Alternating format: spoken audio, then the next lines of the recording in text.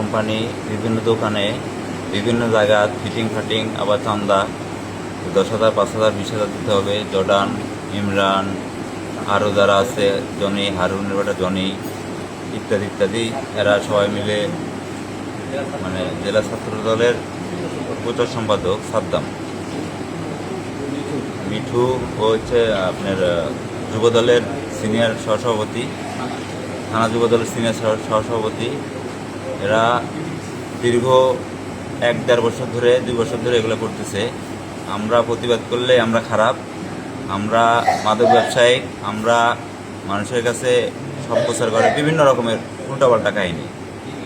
এখনও আমার মোবাইলে একটু আগে একটা মেসেজ করছে ওরা একজন লোক, যেটা আমি যদি দেখতে চান আমি দেখাবো, আমার মোবাইলে মেসেজ করছে।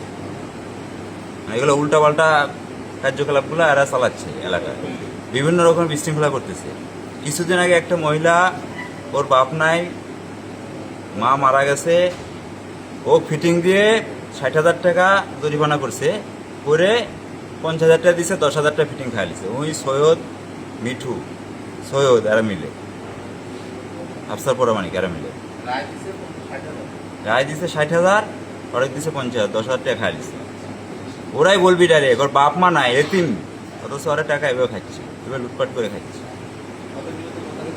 ওদের বিরুদ্ধে যখনই কথা বলবো তখনই ওই মাদক ব্যবসায়ী, ওই খারাপ ছেলে, ওই আওয়ামী লীগ করে, ওই আমার এলাকার না, ওই ছিনতাইকারী, ইত্যাদি ইত্যাদি এগুলো কথা বলে। মানে ওর সাথে থাকলে ভালো, ওর সাথে না থাকলে সত্যি কথা বললেই তখন এই জিনিসগুলো বলে। এটা আমরা প্রতিবাদ জানাচ্ছি। আমরা আইন শৃঙ্খলা বাহিনী যারা আছে তাদের কাছে অনুরোধ আমাদের, অন্তত আমরা যেন ভালোভাবে সুষ্ঠুভাবে এলাকা চলতে পারি, এর থেকে দূরে থাকতে পারি। কৃষকের সবচেয়ে সহায় ছিল, কৃষকের থেকে শিখছে।